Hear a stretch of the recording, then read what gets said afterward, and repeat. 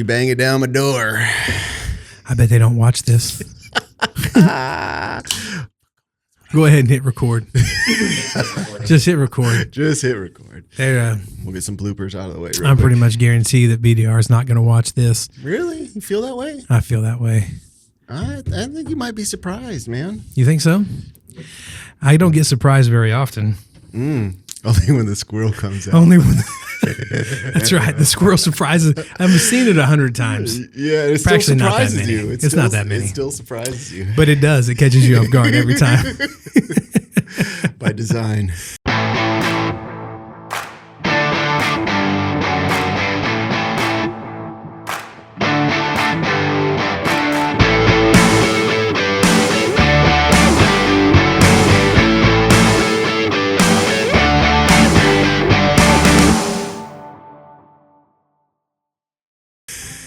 Oh man, so it's good to have you tonight. We're getting together to talk about the Ozarks BDRX. We ran it together. Yeah, man. Actually, when it first came out, like we were some of the first cats on that ride. Absolutely broke it in for everybody else. We did. So tonight we're talking about the ride. We're talking about what our opinions were of it, the things that we loved about it. Right. We're going to talk about some of the things we didn't particularly love. And that's what I'm saying. Probably BDR won't watch this. I'm hoping that they may not, because they don't want to hear the bad. Nobody wants to talk about the bad things. But people should be able to hear the bad. I think you should be able to get the full spectrum of what you're getting into, because I feel to some degree you get oversold and under-delivered on things because everything is fabulous. Well, sometimes it's not always. It's not always fabulous. No, there was a lot of things that were fabulous on this trip, but I agree. But yeah, some not so much. So,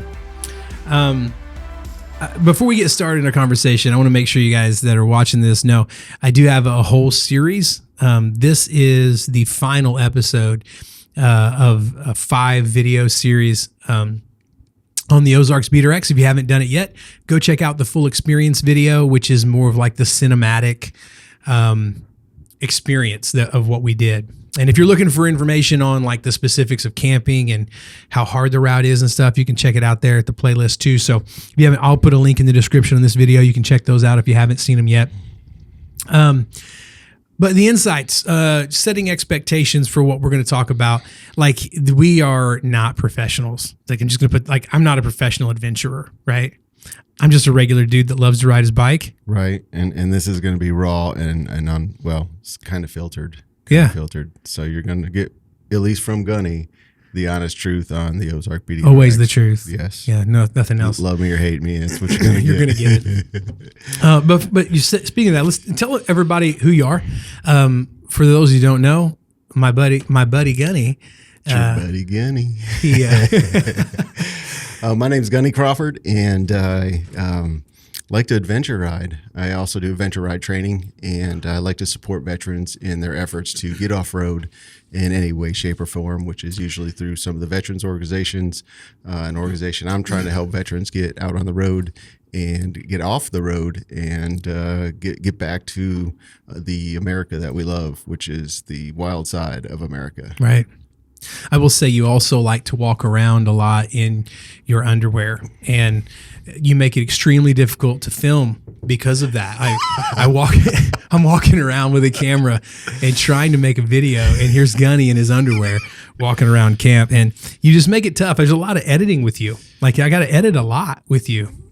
I don't know if that's positive feedback or negative feedback, but I'll be sure to not consider that the next time we go camping. Not consider my feelings. If you consider the feelings of the viewers. Fair enough. I mean, I thought that's why you brought me, is because you wanted the full Monty. You were looking for the show, so yeah. I guess I misunderstood the mission there. Yeah. Well, you executed flawlessly, if not understanding the mission. I want to say this though. I don't have the ability to show this clip to you in house, but I'm going to throw this up. This clip of you walking through camp in these little shoes. What were these shoes that you had? Oh, my moon shoes. Tell me. Yeah, my moon shoes. Because my wife, that's the first thing she asked. She's like, "What is he wearing on his feet?" So I was looking for something that I could almost put in my pocket, and they're just like a thin piece of rubber. and just a little bit of nylon that you can roll up and literally stick these things in your pocket. As far as travel and space savings, like it doesn't get any better. It's kind of like those Vibram shoes. Remember those toed shoes, the Vibrams? I remember them. You could feel everything because there's just a thin piece of rubber in between you and the earth, and that's basically what they are. I think they were like $4 on Amazon. Yeah, the thinner the rubber, the better, man. For sure. That's what I always say. Hey, so tell me a little bit about what made you want to ride this route, dude. When we first started talking about it, what was it that inspired you? Said, hey, we need to get to the Ozarks and do this thing. Well, to be honest with you, we do have one of our fellow riders that lives in that area, and I have been over there and riding dirt bikes. And give him a shout out. Grumpy Gunny, that's the AKA Grumpy Gunny, old Chad. Grumpy Gunny. So he's been trying to get us out there to ride collectively as a group for a while, even before this was even a thing. And I know that you've been out there and did a ride out there as well on dirt bikes. And there is a lot of great stuff to ride out in the Ozarks. It is. So once I got wind of that was coming to the table, I was like, we need to go ahead and make time to get out there and see what we've been missing. You get tired of hearing Chad cry about it. This is what it was. We get tired of hearing Chad whine every time we get together. When are you guys going to come out here? That's what he said. When are you going to come see me, Gunny? But he's not wrong though, man. I went to the Ozarks for the first time I went. I rode through it on the Trans-America Trail when I was riding that, and a lot. Dude, let's be honest. The eastern half of the Trans-America Trail is just. There's not a lot to it. It's a bunch of gravel roads mostly. There's a little bit around Tellico Plains that's fun. Okay. there used to be a really nice section in the western part of Arkansas that has since been, it's no longer there. Warloop Road, by the way, if you're watching this video, and because I haven't mentioned this actually in any of my episodes. I haven't mentioned it in a single one. I was just thinking, this is the, fifth or sixth episode in the Ozarks, and I haven't even mentioned this, but for those of you guys who were wanting to come out and ride Warloop is not the same road anymore. As a matter of fact, it's not the same. Remember when we stopped So when we took off from Mountainburg, we were going to ride up Warloop Road from west to east. And I told the guys, I'm like, hey man, this is gnarly. This is a gnarly little climb. You were hyping us up. Yeah, I really was. I got you excited because I have ridden that road 2 times and it was fantastic. And then we pull on to Warloop. And I keep waiting for it to turn gnarly. And then all of a sudden I'm seeing like half of the mountain has been cut out and it's been completely refinished. So the county completely redid Warloop Road. It is a completely manicured gravel road now. It is. As a matter of fact, on this video, I'll throw up some pictures of when I rode Warloop and then some pictures of kind of what it looks like. I would like to see it before and after, because you stopped and you're ta-da! I mean, like, what am I looking at here? Dude, I had almost tears in my eyes. It was major loss for the adventure community. That road was incredible. But then I went back and rode in the Ozarks again at the rally at the Rock. Okay. I met a really nice guy named Mark Long, who he helps organize that route with the Razorback Riders. And I had a blast riding the Ozarks, man. Like, we did dirt bike riding, we did adventure riding. And I knew I wanted to go back. Like, I wouldn't be opposed to going to Arkansas every year.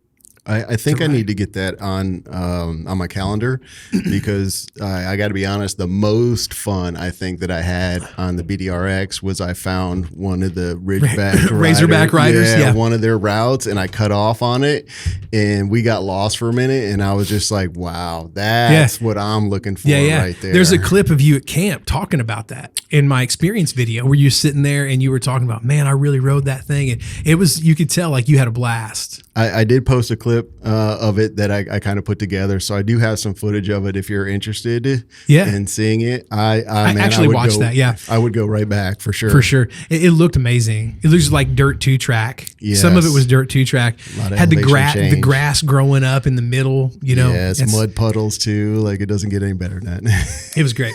So that was why we wanted to ride this route. One was just the sense of adventure.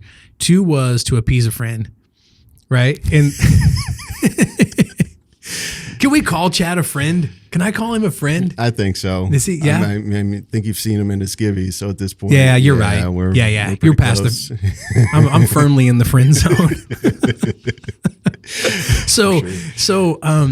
Yeah. So what was the expectation? Right. We go out there. What are you expecting to find in the Ozarks? And see, all I could say that I had for experience out there is I'd ridden dirt bikes a few places out there, and the 2-track was great. I hadn't seen much more than that, but just driving through that area, you can see the rocks, you can see the elevation change, so you know there's some stuff out there to get into. Yeah. I hadn't seen that yet thus far riding in Arkansas, so I was kind of looking forward to seeing that and just seeing how much forest we could get into, because I'm a forest guy and I love forest roads, so that's what I was looking forward to. Yeah, you're a woods guy. Yeah, you're about the woods. Yeah, I'm all about the wood. All right, we're going to keep this PG rated. Roger. Just saying. Okay, so expectations were you knew there was possibility for some riding that was going to get gnarly, but it's a BDR. It is. Right. So you have realistic expectations. This is not going to be a hard enduro route, right? It is not a hard enduro route. So with understand that, like, were you pretty confident heading into it? In my class, I felt good about what we've done. We have ridden some BDR stuff in the past. I have been in Oregon on their BDRX. We've done Chattahoochee, and a lot of the other stuff that we collectively get together and ride is a level or two above BDR. So I was extremely confident in what we're going to find.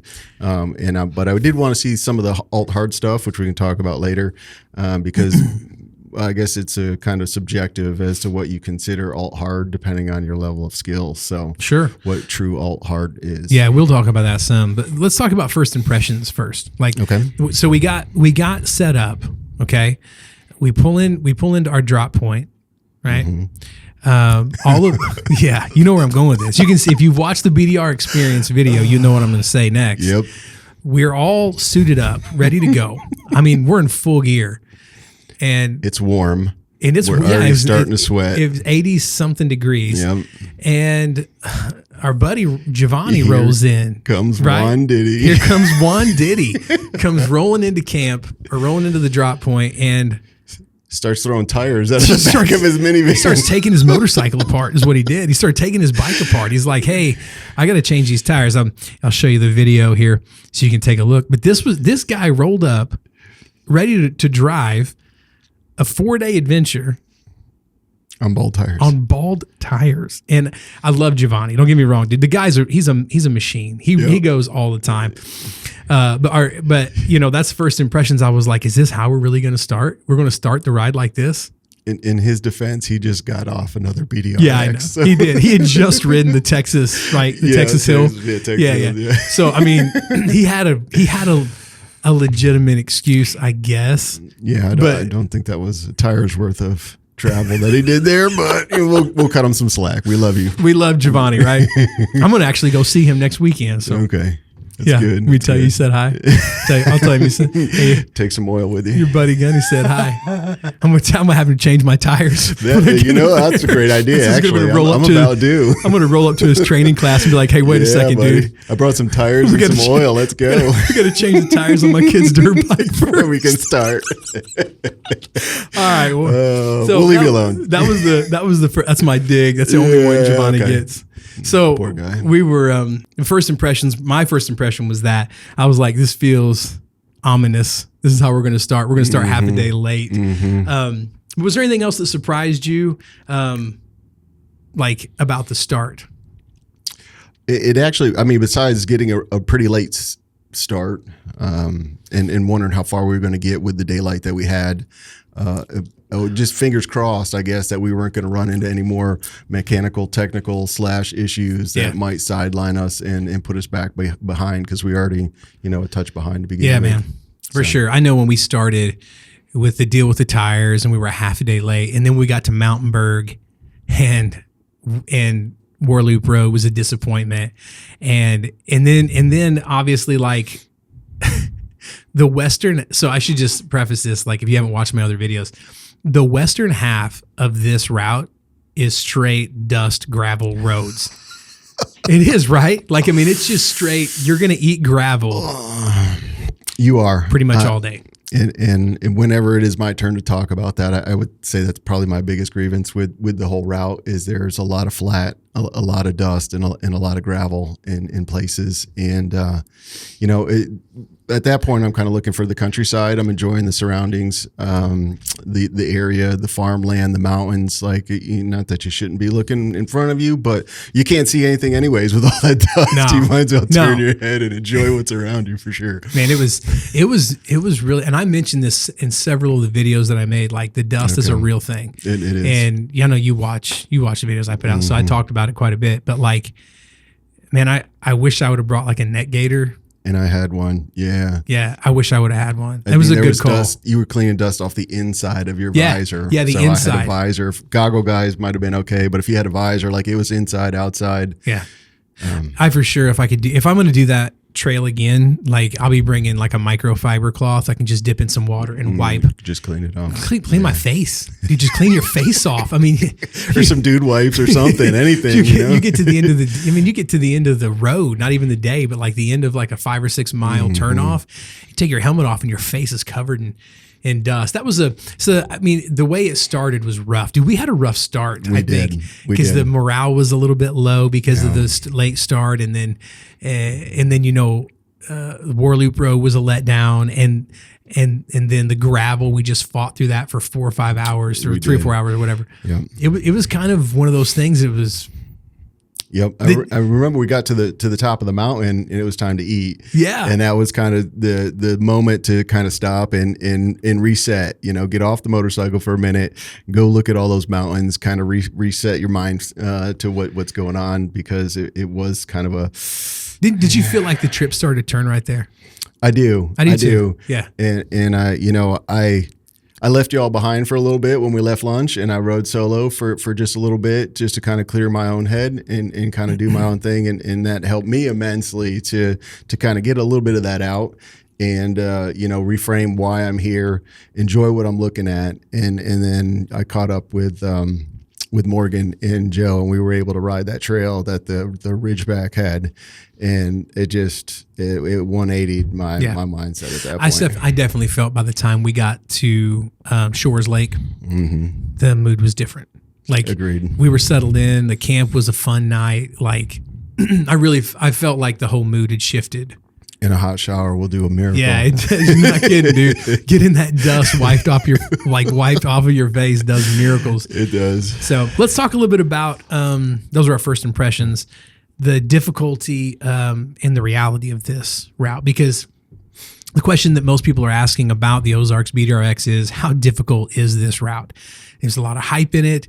10 alt hard sections. No other BDR has that. True. I get a ton of questions about how hard is this. People private message me, send me comments and stuff. So let's talk about that. What sections were challenging? Like, what did you think? I can appreciate that there was more all hard sections for sure. Yeah. To kind of break up the day. And obviously you have the option of, depending on how tired you are, whether you want to cross into that. But it definitely broke up some of the gravel road monotony a little bit. And I definitely appreciated some of that. Did anything surprise you about those sections? No. The rocks, I think, is probably going to be the most challenging part of most of them. I don't feel like there was a whole lot of incline changes, like hill climbs, anything crazy there. But you add rocks to that situation, and it is definitely different. But it should be said, like, not everybody on the group, like, you didn't ride all of the all hard sections. Right. And actually, I didn't either. I missed 2 of them off of the route. On the last 10's a lot to cover in it a is couple a of lot. days. It when is. You have 450 plus miles you got to knock down too. It's especially a lot whenever you get a half a day taken away at the beginning. You said you were done. Yeah, I know. Okay. I'm sorry. Just reminding you. I'm sorry. Yeah, but I mean, I rode most of the alt hard sections. Like I said, we missed a couple because of road closures on the last day. And I rode a couple solo. And my opinion of them, like, especially when I rode them solo and it was wet, is they were actually difficult. Sure. Now, it may not be all of them. Like, all of them weren't super hard, but there was a couple of these alt hard sections that, like, I wouldn't recommend just anybody to go take them on. Wait, most of the BDRs I've been on, dude, like let's talk about like the Chattahoochee popcorn. I love popcorn. Popcorn Road's a great road, but dude, it's not an alt hard road. I wouldn't consider it difficult. You know what I mean? Yeah. It's super fun. It is. It's a super fun road. Yeah. But it's not an alt hard road in my opinion. It's the only alt hard road on the Chattahoochee. You know, there's more out there. We just got to find it for sure. But as far as like these BDRX routes go, you know, I felt like these Ozarks hard sections were the hardest options that BDR has given us so far, at least from what I've ridden.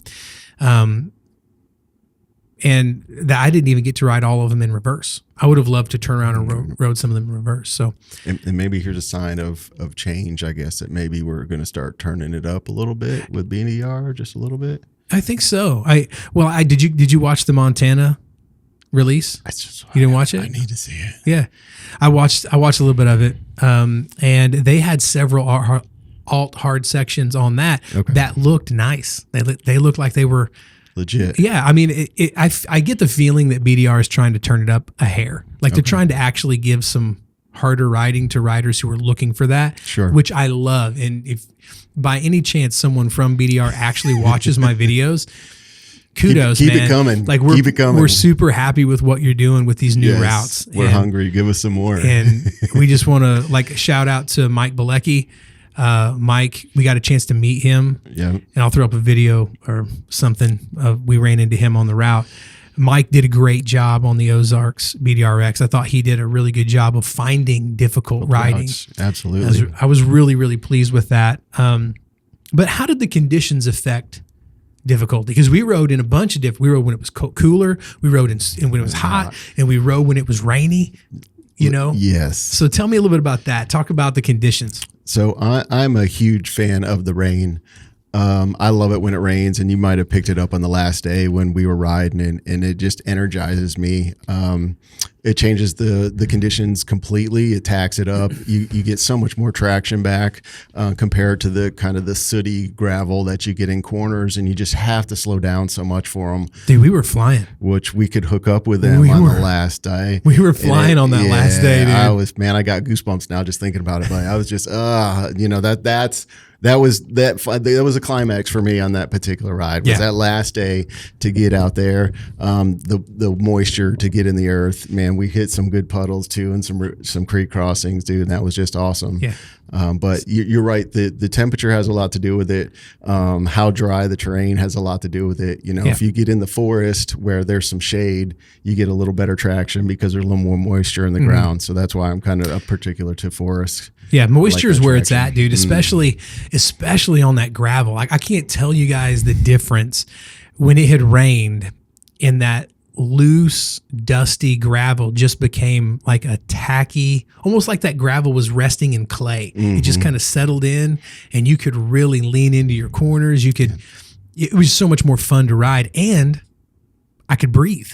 You know what I mean? Like I wasn't covered in a fog. Because if you weren't first, you were sad in our lineup. I'm glad I get to ride first a lot. So there's, obviously a couple ways you can handle that. You can either fall back a little bit further to let some of that dust settle. And so we were strung out, probably not quite a mile, but we were strung out pretty far to avoid the dust. The other option is to ride real close to the individual in front of you, which I would say you have to have a lot of trust and confidence in who you're riding with. So if you're riding with a mixed group or people you're not really familiar with, they might not care for you riding that close to them. So definitely have a conversation with them before. I like it when you're close to me. I like it when you ride close. Like when I was picking up on that. Yeah, I was feeling the vibe for sure. I've definitely felt close.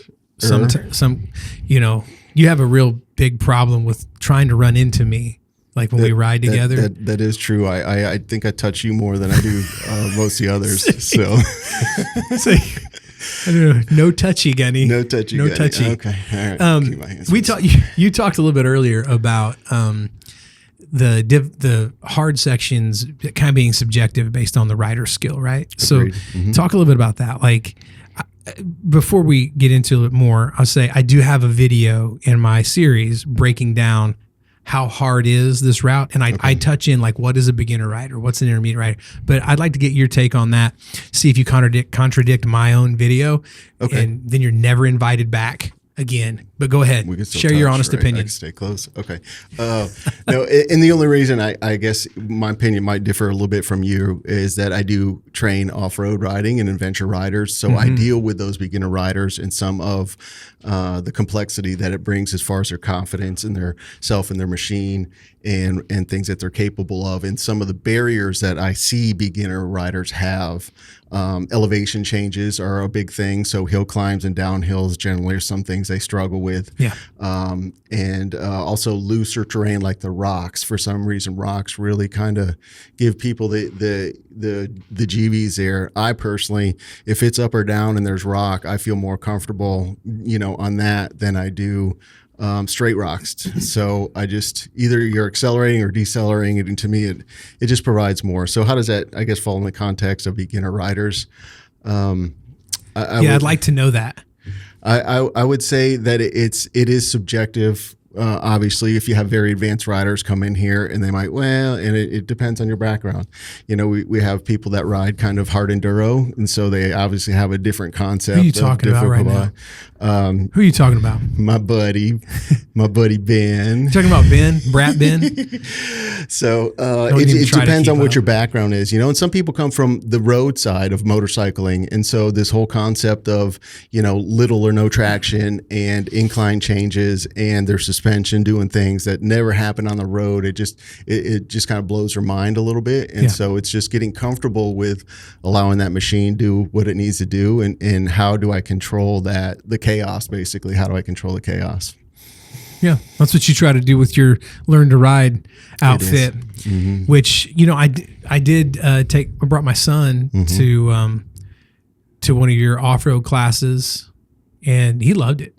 I mean, DJ was a rock star. I think you did a great job with him, and what's funny was like the next week we went to Loretta Lynn's for the spring ride, and he rode everything except for the single track, like. Nice. He had never been on anything like that. He rode all those hill climbs. Yes. It was one training session with you and a dad that pushes him probably too hard. That's all right. And he was building confidence when he left, and that's what I like to see. I mean, he got right. He rode the main trail 3 times with me. That is killer. And he had a blast. And so thanks a lot for doing that, man. Absolutely, man. It meant a lot. That's my passion. That's what I do. My passion is hooking people up and getting them on there, building that confidence, like I said, on that machine to prepare them for things like Loretta's or BDRX's or whatever it is that you're trying to do. I want to get you comfortable on that machine and show you what you and that machine can do together. Absolutely. Well, you do a good job of it. Well, thank you, sir. So let's talk a little bit about the route again. Some of the mistakes that we made and lessons we learned. All right? Because I learned a few. I made a video about it as well, right? You did. The mistakes. Yes. So if you could go back, we could do this route again. Tell me, what would you do differently? And there's one thing that I would change, but I have no control over, and that would be weather. If I could make sure that it rained within the last 2 weeks of being there, I think that would have a huge impact on the largest complaint, which is the dust. The dust, yeah. It is. Would I consider maybe cutting out some county road sections that just kind of added to the dust situation, and I don't think gained a whole lot? I might cut out a few areas and either alt-hard it or put it into a different spot. Yeah. I don't know. I felt like some of the county gravel roads were like a little redundant. And they were long and especially straight. On the western half. Yeah. Like I just felt like there was a lot of it. I would almost traded it for some pavement. Especially because it was so dusty. We had fun on the pavement. Once we got into the twisties, I would agree with you 100%. I thought the pavement on this route was super fun. I would have to say thumbs up on the pavement for sure. There was definitely some mountain roads that were a blast. Yeah. Yeah. What mistakes did you make though? Personal or yes? What mistakes? Now I got a list. I've been compiling of your mistakes. Well, according to you, the fact that I didn't bring a tent was a mistake. How do you? Okay, so hold on a second. Let's don't just skim over that. How do you? We're not just gonna skip past that, okay? All right. Because I got a video here. I need people to see of this extraordinary camping setup that Gunny brings. How do you go on a moto camping trip with nothing to camp in? You make fun of my light shoes. You make fun of my light camping gear. I mean, I thought it was go light and go fast, right? And go far. I thought that was the point. Go loud. So here I am, carrying about 20 pounds worth of stuff so that I can haul biscuits. Bro, and 20 pounds worth of camping gear. Nothing but flack for this because they don't have hard saddlebags. I don't know. I just, I don't think you need hard saddlebags. You just need a tent. Well, that's why I bring you. There's no doubt. And I really thought there was a chance he's going to climb in because I always like camp with a 3-person tent because I like to have room. And then I also like to put some of my gear in there with me. Sure. But I would have put that gear outside if you wanted to join. Listen, if it was raining, you'd have been in there. I guarantee buddy. We would have been cuddling. The only problem is I only had one air mattress. That's all right. That would have been an unfortunate experience for the tent next to us. I mean, I slept on pine needles, so I don't know that. Dude, I'm going to tell you what, that would have changed much. That was the most savage thing. Like, we're going to bed. Your air mattress has a hole in it. It does. Brand new air mattress with a hole in it. Do a gear check. Maybe that would be the point of this. Do a gear check before you roll it all High up. five. Yep. You wanted to know what I learned. That's what I do. Gear check before you do a gear check. Make sure your air mattress holds air. So you got an air mattress with a hole in it. You didn't have a tent, but you did have a sleeping bag. I did. You did. And so you decided there's a huge pile of pine needles. What I'm going to do is I'm going to lay on these huge pile of pine needles. Yep. And it worked. Like I slept great. Yeah. I don't know what you guys were complaining about, I'm not complaining at all. I thought it was funny. And I thought it was maybe something you had learned from the last trip that we went on. Well, I actually had less back pain when I got up, to be honest with you. I actually felt pretty good that morning. So if I could take the pine needles with me, I think I would consider it, Throw it in my sleeping bag. Stuff them in your sleeping bag. You should have cut a hole in that air mattress, stuffed it full of pine needles. It would have been more comfortable. Better use of it. Stupid thing. So what advice would you want to give to somebody that's going to be doing this route, based on what you experienced? You got some advice you want to give? Man, outside of the standard stuff that I think you did a great job covering, waterproofing your stuff, I would say would be important with a lot of water crossings and potential rain. Gas stops are important, especially if you have small tanks. So things to consider. And I have something I live by, like you fuel up. Like, I don't care what your gauge says. You're there for a little bike. It doesn't matter. You fill that sucker up before you leave. I don't care how much is in the tank. So that's good advice. Yep. Always top it off. All right. So we all made mistakes, man. It was a blast. But we all learned something too. I learned that you need to bring a net gator. Absolutely. For the dust. That's something I've said over and over again. I wish I would have brought. I also, so getting off of the topics of the mistakes and all that stuff. But one of the things that I learned on this trip is I kind of want to do this as a base camp route sometime. I'm a huge fan of base camp. Yeah. I do appreciate, I think the reason why I run BDRXs versus BDRs is because, you kind of start and stop at the same place. So if you have to trailer in, which is almost everybody, and unless you rode there, and nothing against the people that rode to wherever they go to start and stop and rode home, I've got nothing against you. I can't take that much road. So I need to trailer in because I'm looking for the off-road stuff. And that's how my bike is set up. That's how my gear is set up. That's why I am there. If I wanted to ride road, I'd just stay at the house. Yeah. I wouldn't make the trip. I feel the same way about, my bike, and tires for that Pan America are not cheap. Like getting a new set of adventure tires that are set up for off-road riding, $600, Easily. So I'm not going to burn 50% of the life out of my tires getting to the trail to ride. I'm just going to trailer there. Sure. Because I'm just a regular dude. I'm not I don't have the extra money to just like, when I get there, let me change. I don't want to show up at the start of the ride and be like, hey guys, I need to change my tires. You know what I mean? I gotta get my slicks off. And so I try to change my tires before I get. That is a novel idea, man. I don't know. You should put that in your notes that you should have fresh tires before. We should talk to somebody about that. Yeah, I think there's some people that could use that advice. For sure. All right, let's talk about camping, man. Because camping, I had so much fun camping on this route. I thought we already talked a little bit about the mistakes, and that some of that was camping. But like, honestly, what was your favorite camping moments on this? I guess camping, almost to a degree, was my favorite moment. Was it? Yeah, I mean, we really live for that portion of it. I don't want to take away from the riding at all, but it seems like once the gear comes off and we're settled in, that's when, the true bonding comes, because we are riding together. We don't cardo together, and I'm sure there are groups that do and maybe have conversations along the ride. We don't. So we don't really talk to each other all day. And then when we get into camp and we get set up, that's when we kind of reconnect with everybody, pop a cold one. And that's when, the fireworks start, man. That's when we start having fun. I never understood the cardo, like the the talking stuff in your helmet. Right. Like, I just never... I mean, I guess there's a place for it and a purpose. I just don't want to hear you breathing heavy for 45 minutes while I'm trying to focus. And if you're riding with Ben, I'm sure it's more than heavy breathing that you're listening to. So I'm nervous. Whispers in your ear. Like, me and Ben, we're getting ready to go run the 24-hour Appalachia together. Yep. And I'm terrified of what he's going to say in my ear when we're tethered together. He's going to encourage you. That's what he's going to do. Yeah, I'm sure it's going to be an encouragement. I'm terrified of this man sometimes. You don't know what he's going to say. He's probably going to have me laughing so hard I can't focus while we're riding. But and that might help pass the time, to be honest with you. Might not be a bad thing. Short of obstacle avoidance, kind of notifying somebody, hey, there's a car around this corner, a truck around this corner or something. I don't know that, we've never had that where we've all had conversations, for 6 hours worth of riding. We're all talking to each other. I'm not sure I could do that.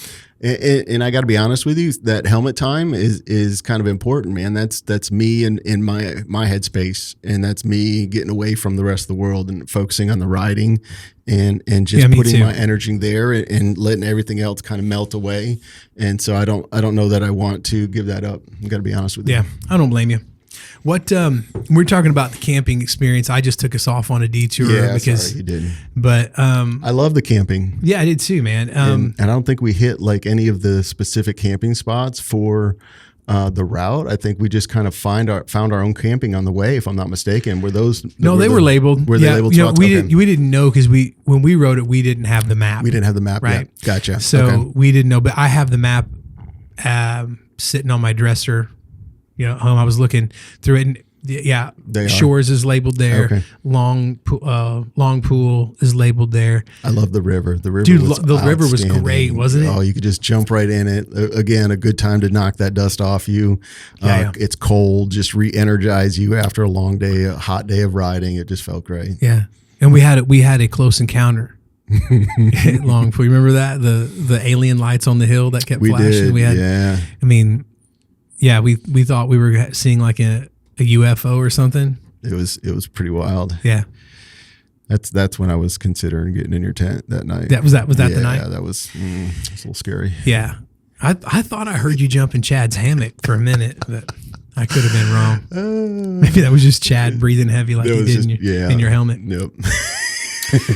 All right, so let's talk about the unexpected stuff. What moments stand out to you on this trip the most? What were the things that you didn't expect that just either surprised you in a good way or just really surprised you in a bad way, let you down? What were your unexpected moments that stood out? I think it was section 4, and it was the whoops. And there was like just miles of whoops that I remember and it was even downhill. There were whoops. Was it on the waterfall day? I think the second half of it. Yep. Because we ran into some of our fellow riders that day. I think you're right. So it was, man, that was just a blast, and it wasn't expected. It just started looking like it was just going to be another forest road. And then, now you're catching air. And again, that just kind of, brings life back to the energy to the situation and gets you fired up again about riding. And I love that. That was on section 4. I remember. Yeah. And that was one of my favorite parts too. Okay. That was the Dirt 2 track. Okay. Right? That was it had those whoop sections in it. Yeah. It was a lot of fun. It was a blast. So, what else? As far as what I guess surprised me in a bad way, I don't know that there was a whole lot there in a bad way. Just being outdoors and being on a motorcycle, like that's a win in my book. Yeah. Even if it's raining. So there's some expected moments, like White Rock Mountain was pretty cool. The view. Yeah. That was a pretty epic moment. It was. I don't think you expect to have a view like that in Arkansas. I agree. And I have driven through Arkansas and from I-40, what I could see of Arkansas, but you really don't know how majestic those mountains are until you get into them. They're pretty special. They are pretty amazing. And then we went there, the leaves hadn't fully come in. And so you could see through the trees from one mountain to the other. And it was pretty amazing. Yeah. Yeah. The other thing that really caught me off guard that I loved was the waterfalls.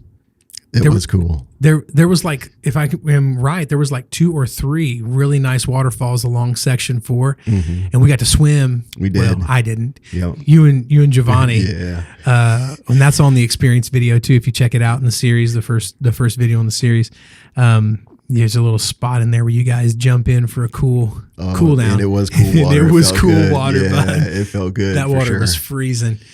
But I thought that was an unexpected little treat. I didn't expect that. And then obviously for me the biggest thing that I didn't expect was I didn't expect the hard sections to actually be hard. And that was a pleasant surprise for me. It was, because I won't say up until this point we hadn't really seen anything challenging, I would say, as far as the hard. There's some moderately challenging in my scale, which everybody's scale is a little different. But these were actually some good. Yeah, they were good. Get your heart rate going. Some good stuff. So let's wrap up the overall feel of the route with our final verdicts on who you think should ride this route. Who you think is the prime candidate to get on the Ozarks BDRX? If you want my honest opinion, I don't. I want you to lie to me. All right. Well, no, I want you to tell me the truth. In my honest opinion, for the length of it, I think for a beginner rider, it might be a lot to kind of swallow. Being as it's full 4 days, 450 plus miles, it might be a lot for somebody just kind of dipping their feet into this to kind of chew. So I might start with something smaller, or maybe just plan on hitting half of it. Hit section 1 and 2. And even reference back into putting a base camp to where I could ride for a couple of days, pack it up, maybe get it in a weekend, and come back and finish it, and then maybe collectively hit it all. But I would say for a beginner rider, I would maybe break it up a little bit, because it is a lot of riding for somebody that's new to riding. I agree with you. How about this? If someone offered to go do the route with you, invited you to go with them, would you do it again? Depends on who's asking. That's a fact. Let's play the game here. Okay. Let's play that game. All right. Who could invite you that would be so enticing you couldn't say no to go ride the Ozarks BDRX with? Well, there's already people that I haven't ridden it with that I would probably like to go ride it with. Okay, that's such a... It doesn't answer your question. I'm sorry. It really doesn't answer your question. You're trying to make everybody happy. No, not by any means. I really like the core group that we ride with. Yeah. We have a blast. Everybody is in a similar skill bracket, so everybody kind of keeps up. There's nobody kind of lagging behind or anything like that. And the alt hard for those at alt hard. So I really like how we ride as far as our group. If it was in a bigger group or a mixed group, it might make things a little more difficult. Yeah. Bigger groups make things more difficult in general, right? They just make it.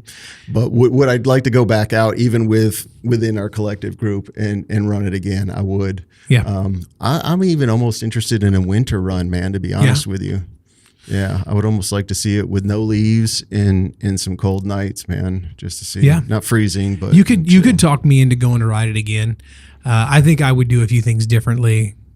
Personally, if I was going to go do it, good chance I would try to convince everyone to do a base camp on it. You got my vote. That would be the one thing. But the riding itself, I'm in. Like, I love to go to Arkansas, dude. I would actually, if we had a base camp, I would take my Pan America And then I would And also a little take my bike. KTM. Yes. And I would be on yes. those dirt bike trails that I found from the Razorback riders. Yes. And I would just be ripping it through the mountains for days. And I shout out to those Razorback riders, Yeah. man. You guys do a great job. They man. do a you great had some job, killer man. trails out there for sure. They do a really good job. And I'm with you. I would like to to bike it for sure, and take a smaller bike. And there's so much that we didn't touch yet. I think maybe that's like what's blown you away, or what was caught you by surprise, that there is so much riding out there, and I don't even feel like we scratched the surface. No, we didn't. You're right. That's good. So I want to encourage you guys, if you haven't done it yet, go back and check out the playlist of the Ozarks BDRX series on my channel. You can get a lot of information about this route. And then some of this conversation, if this is the first video you're watching, some of this conversation will make sense. Some of it will not. And the only way you're going to get context for that is to meet our friend Ben. And you can do that if you're planning on coming to the Red River Scramble this year. And that is in Eastern Kentucky. It is. It's our favorite rally of the year. It is. It's a do not miss. That's on the do not miss list. We're actually this year we're going to all be at Hog Rock too. We are going the to Hog Rock Adventure Rally, Yep. which is happening in was it June 25th? It's the end of June. June 25th. Is that right? Yep. Pretty sure it is June 25th through 28th. And then we're also going to South Dakota. And we're all going to get them. AV. So all Dude, of us are it's going about to be a wild summer. Man. We're going to I'm have the stoked. summer of a lifetime, dude. Endless summer. Hog Rock Adventure Rally. Get on Adventure Fest. Yes. And then Red. Adirondack. I'm trying to put together a ride when the new Adirondack BDRX comes out. I'm trying to put together a getaway for that when it first releases. Stay tuned. Maybe if I do, I'll make another series like I did with the Ozarks for you guys, so you can keep updated on that. But I want to encourage you to stay tuned. We got a lot of great riding coming this summer. A lot of good guests who are going to share their insights. We're having some good stories from the road. So until then, encourage you guys, find your adventure.